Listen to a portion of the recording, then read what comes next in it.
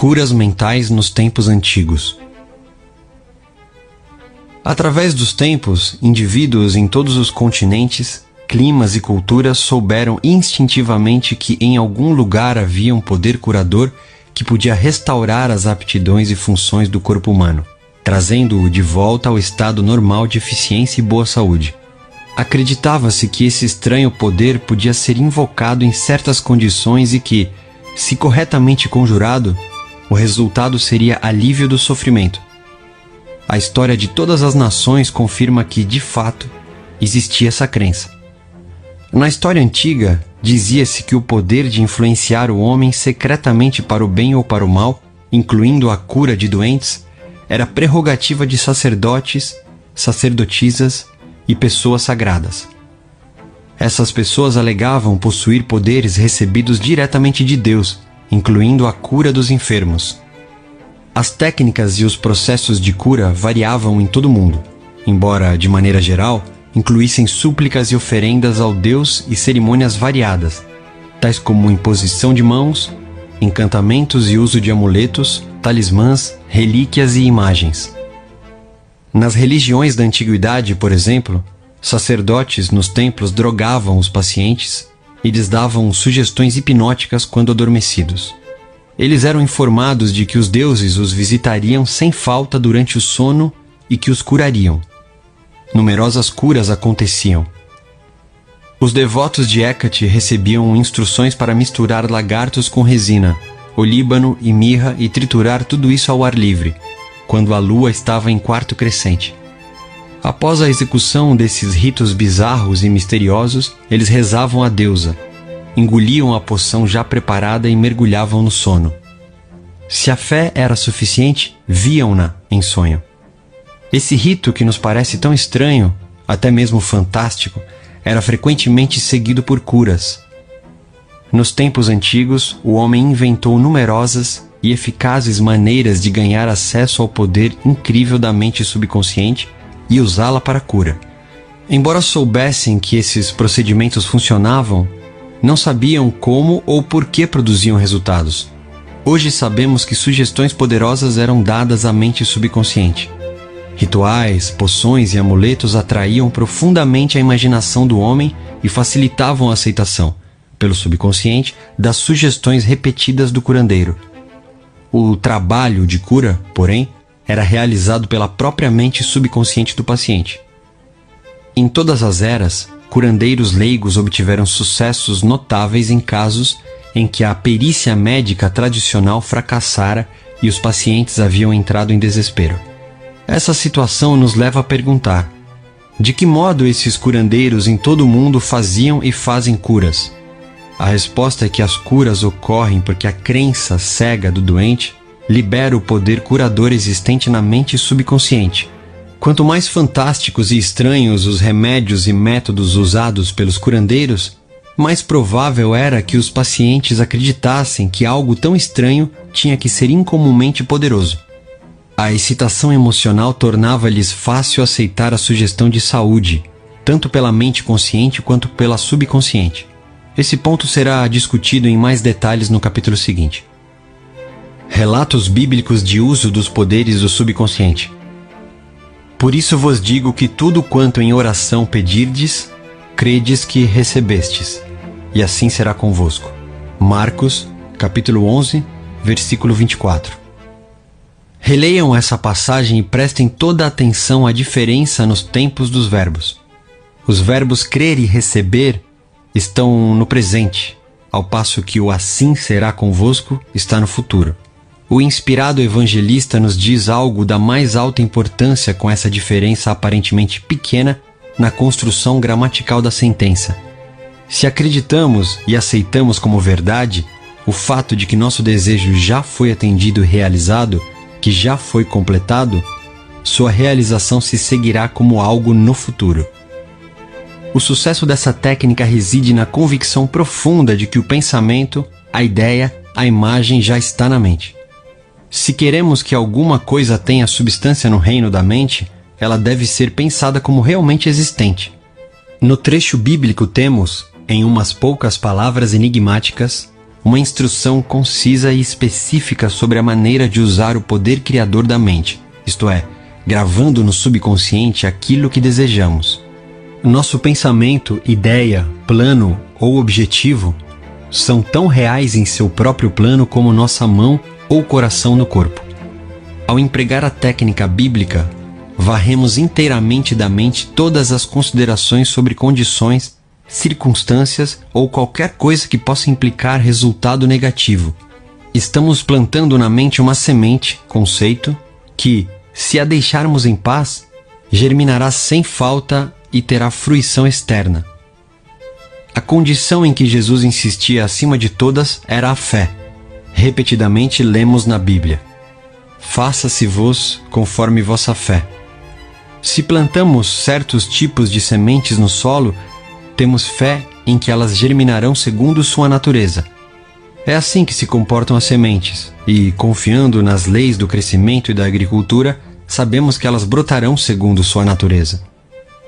A fé descrita na Bíblia é uma maneira de pensar, uma atitude mental, uma certeza íntima, a convicção de que a ideia que aceitamos sem reservas na mente consciente será assimilada pela mente subconsciente e tornada manifesta.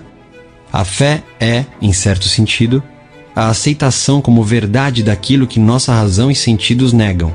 É um fechamento, a recusa em escutar a pequena, racional, analiticamente consciente e adotar uma atitude de confiança completa no poder interior da mente subconsciente. Mas vejamos um dos exemplos bíblicos mais conhecidos da técnica de cura. Tendo ele entrado em casa, aproximaram-se os cegos e Jesus lhes perguntou: credes que eu posso fazer isso? Responderam-lhe: sim, Senhor. Então lhes tocou os olhos, dizendo: faça-se-vos conforme a vossa fé. E abriram-se-lhe os olhos. Porém, os advertiu severamente, dizendo: acautelai-vos de que ninguém o saiba. Mateus capítulo 9, versículos 28 a 30. Ao dizer, faça-se-vos conforme vossa fé, Jesus está pedindo abertamente a cooperação da mente subconsciente dos cegos, cuja fé era a grande esperança, o sentimento profundo, a convicção interior de que alguma coisa milagrosa aconteceria, que a prece que haviam feito seria atendida. E por isso mesmo foi. Essa é a técnica de cura consagrada pelo tempo, utilizada por todos os grupos de cura em todo o mundo, qualquer que seja a filiação religiosa. Ao dizer, acautelai-vos de que ninguém o saiba, Jesus insistia com os pacientes curados para que não discutissem com outrem a cura recebida. Se assim fizessem, poderiam ser prejudicados por críticas céticas ou depreciativas dos incrédulos. Essa situação, por seu lado, poderia contribuir para desfazer o benefício recebido das mãos de Jesus, ao depositarem na mente subconsciente pensamentos de medo, dúvida e ansiedade. Que palavra é esta, pois, que com autoridade e poder ordena aos espíritos imundos e eles saem? Lucas, capítulo 4, versículo 36. Quando o buscaram, os enfermos foram curados por sua própria fé, juntamente com a fé e a compreensão de Jesus do poder curador da mente subconsciente.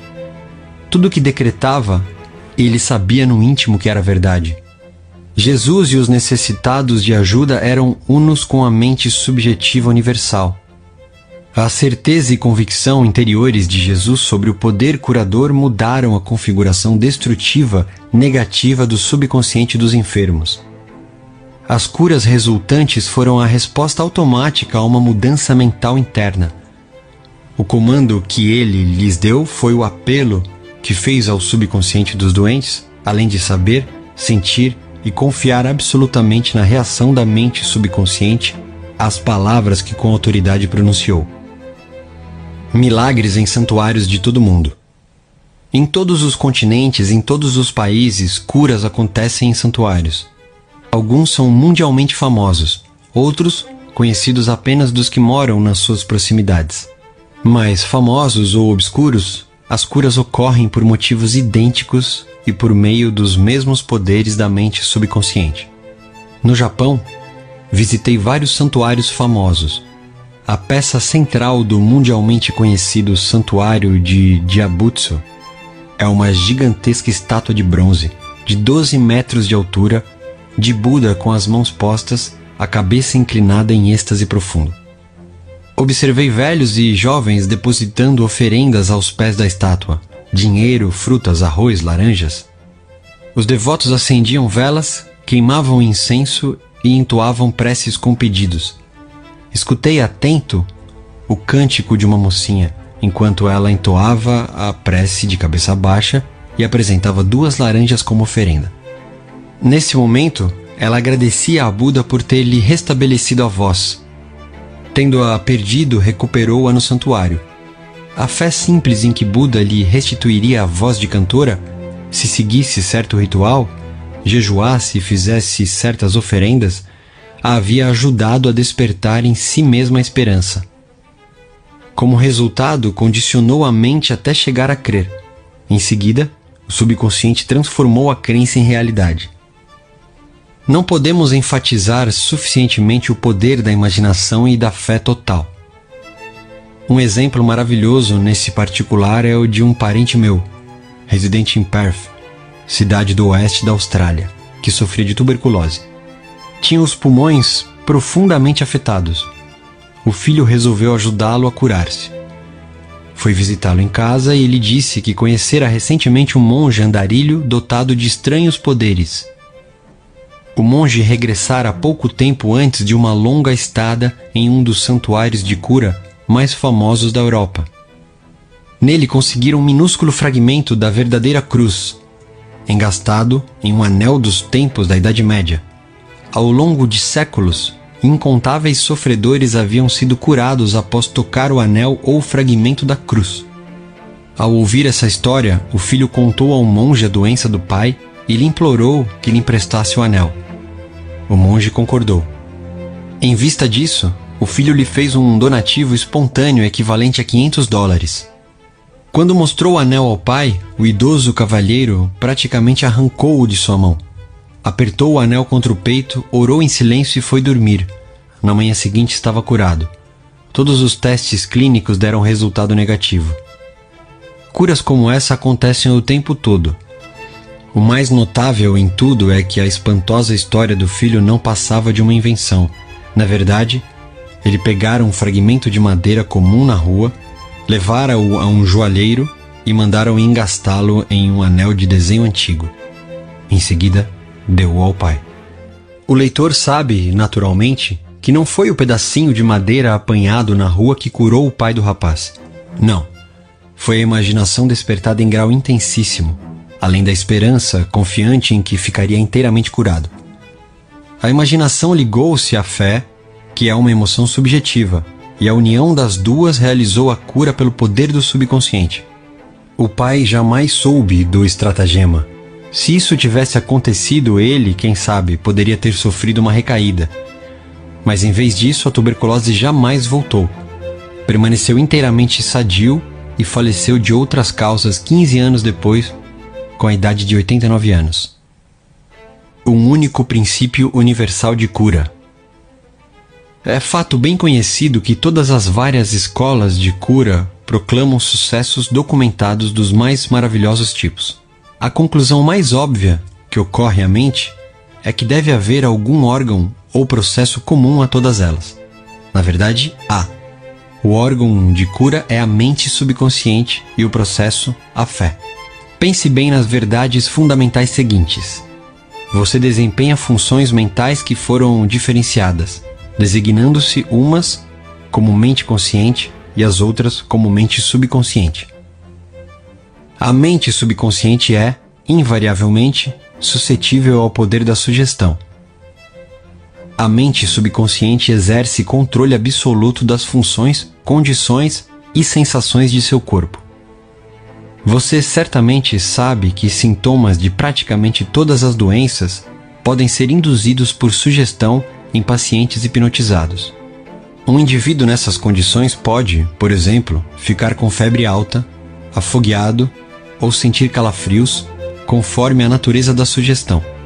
Você pode lhe sugerir que ele está paralisado e ele não conseguirá andar. Ou manter uma xícara de água fria sob o nariz e lhe dizer: esta xícara está cheia de pimenta, cheire-a. Ele vai espirrar violenta e repetidamente. O que é que você imagina ter causado os espirros? A água ou a sugestão? Se alguém lhe disser que é alérgico a flores, você pode colocar uma delas sintética ou um copo vazio sob o nariz da pessoa quando ela estiver em estado hipnótico e lhe dizer que é uma flor. Ela imediatamente exibirá os sintomas alérgicos habituais. Esse fato demonstra que a causa dos sintomas está na mente subconsciente. A cura dos sintomas ocorre nela também.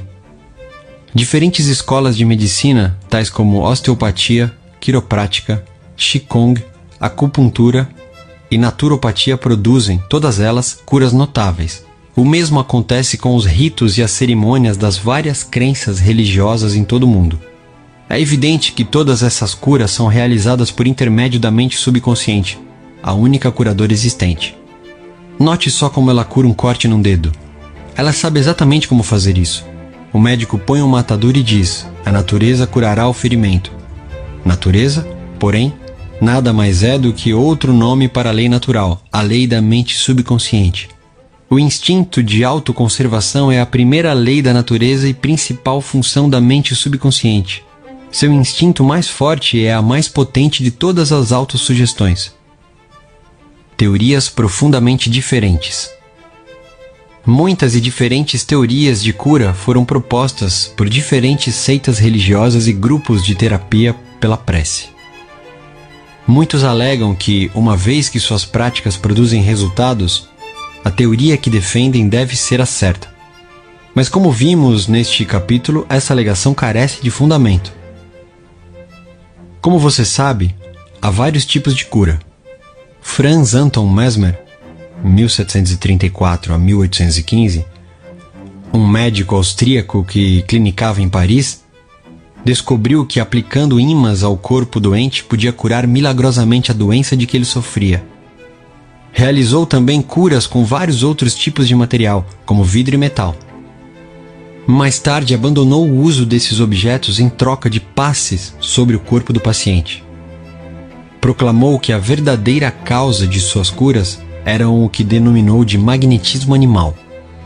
Formulou a teoria de que alguma substância magnética misteriosa era transmitida pelas mãos do curador ao paciente. Mesmer emprestou seu nome a esse método de tratamento, que veio a ser conhecido como mesmerismo. Hoje nós o conhecemos como hipnotismo. Outros médicos, invejosos do sucesso de Mesmer, alegaram que todas as suas curas eram devidas à sugestão e a nada mais. Quando pressionados, porém, tiveram que confessar que não sabiam como o poder da sugestão produzia efeitos tão notáveis. Todos esses grupos, psiquiatras, psicólogos, osteopatas, quiropráticos, médicos e grupos religiosos de todos os tipos, utilizam o poder universal único existente na mente subconsciente. Todos podem proclamar que as curas são explicadas por suas teorias, embora a verdade seja muito diferente. O processo da cura, qualquer que seja ela, é uma atitude mental definida, positiva, uma atitude interior ou maneira de pensar denominada fé. A cura é devida a uma esperança confiante que atua como sugestão poderosa à mente subconsciente, liberando seu poder curador. Ninguém cura usando um poder diferente do usado por outro. É bem verdade que ambos podem ter teorias ou métodos próprios, mas só há um único processo de cura, o da fé.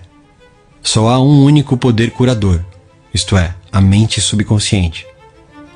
Escolha qualquer teoria, crença ou método que o agrade, e pode ficar tranquilo de que, se tiver fé, obterá resultados.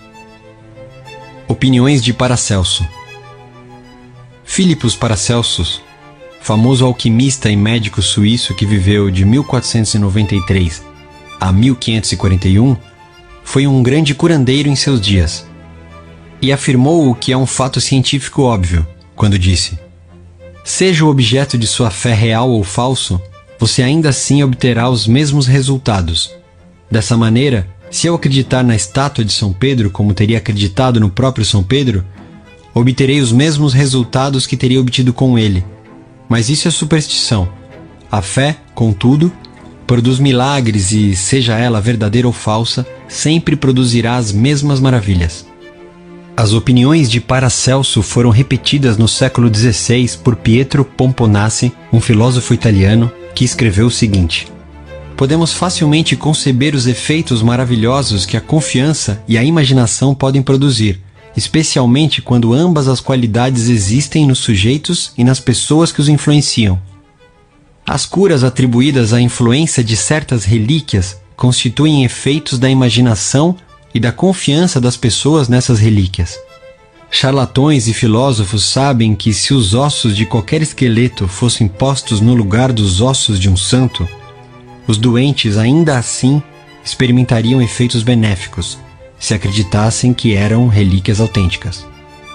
Pense só no que isso implica.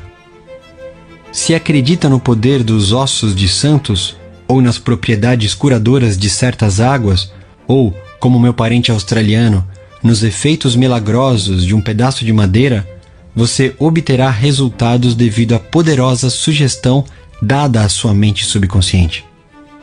É esta que realiza a cura. Os experimentos de Bernheim.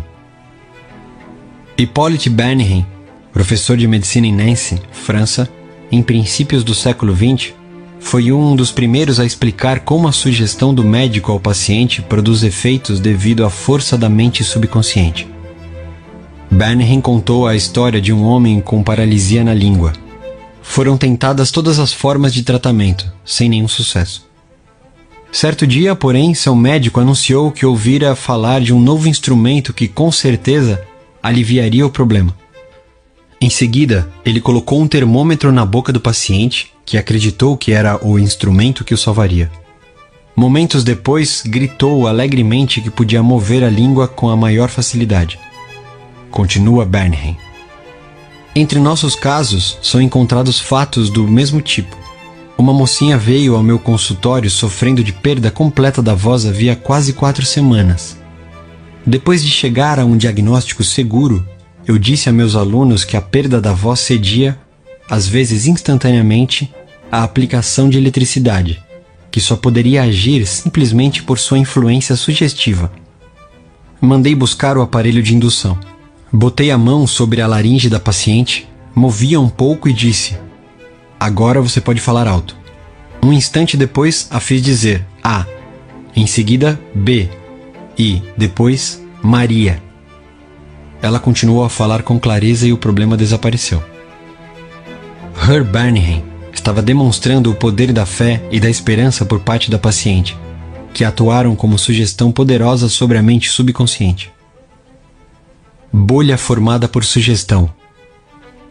Diz Bernheim que provocou o aparecimento de uma bolha na nuca de um paciente, colando nela um selo de correio e sugerindo que era um pedaço de papel pega-mosca.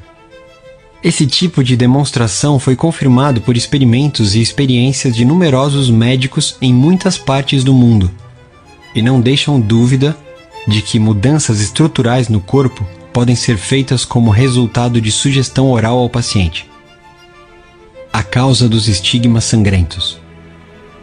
Hemorragias e estigmas sangrentos podem ser induzidos por sugestão. Como demonstração desse fato, o Dr. M. Bourron colocou uma pessoa em transe hipnótico e lhe deu em seguida a sugestão seguinte: às 16 horas após a hipnose, você virá ao meu consultório, se sentará nessa poltrona e cruzará os braços sobre o peito. Seu nariz, nessa ocasião, começará a gotejar sangue. Naquela tarde, o jovem fez exatamente o que lhe havia sido dito. Logo que cruzou os braços, várias gotas de sangue pingaram da narina esquerda.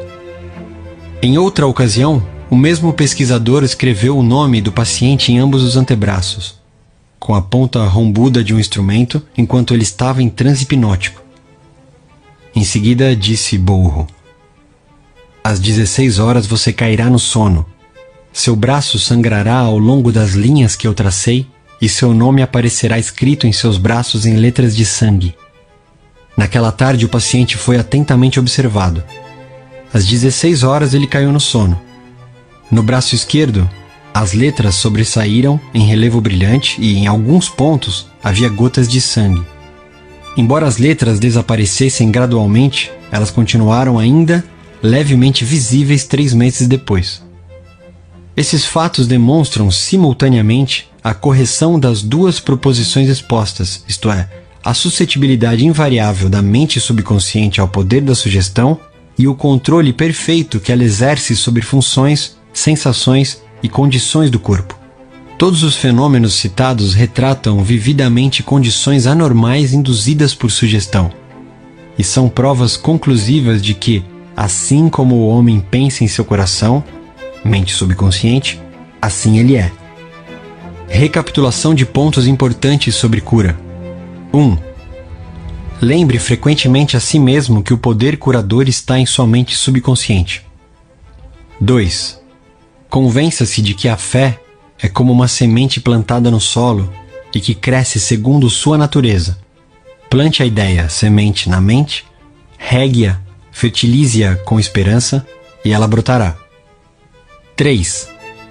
A ideia que você tem para um livro, invenção ou peça é real em sua mente. Essa é a razão por que acredita que a tem agora. Acredite na realidade de sua ideia, plano ou invenção e, ao fazer isso, ela se concretizará. 4.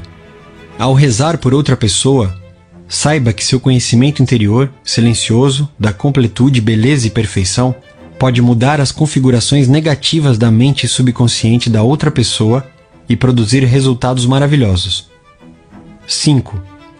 As curas milagrosas de que ouve falar, ocorridas em vários santuários, são devidas à imaginação e à fé total, que agem sobre a mente subconsciente da pessoa, liberando o poder criador.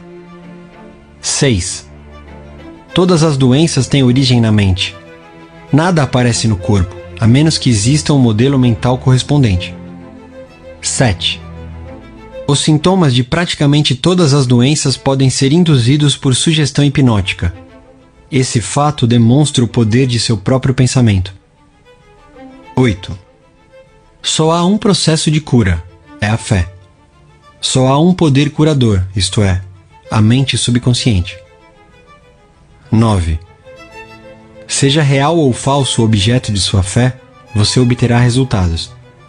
A mente subconsciente reage ao pensamento que está em sua mente. Pense em fé como um pensamento na mente e isso será suficiente.